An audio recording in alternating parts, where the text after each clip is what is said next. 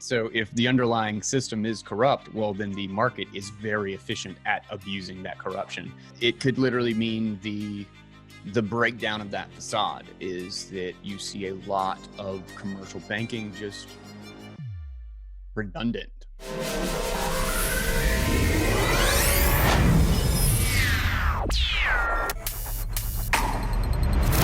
The Reserve Bank of New Zealand recently said that, um, you know, private banks, they're not the guardians of the status quo. They said private banks have a whole lot of customer information and relations already. If they can't adapt to the fintech that is challenging them, then that's on them. But ironically, the fintech that is challenging them is obviously both Bitcoin, but the CBDC that's coming from the central bank themselves. How could a private bank actually compete with this?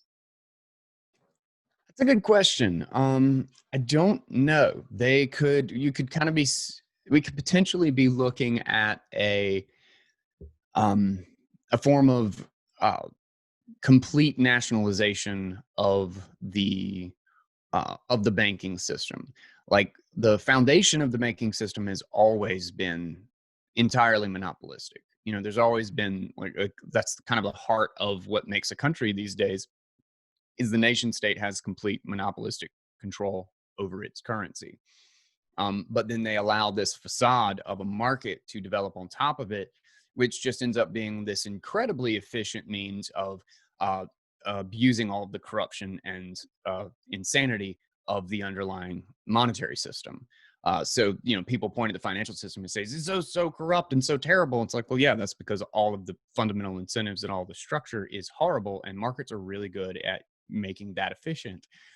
So if the underlying system is corrupt, well, then the market is very efficient at abusing that corruption.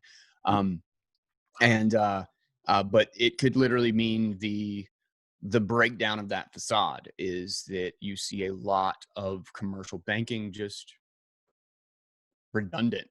Like it just there's no real reason for it to exist.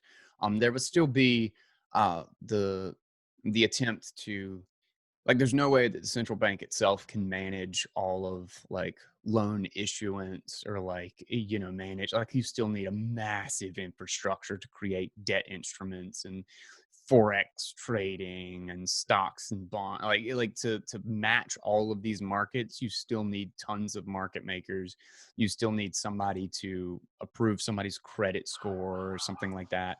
Um but uh but I think in the grand scheme, it really does throw a wrench into the legacy financial system, because a lot of what is solely their responsibility might just kind of be deleted or replaced with the central bank. Like, I don't log into a central bank for any of my accounts, but if I am using a CBDC, that's essentially what I'm doing.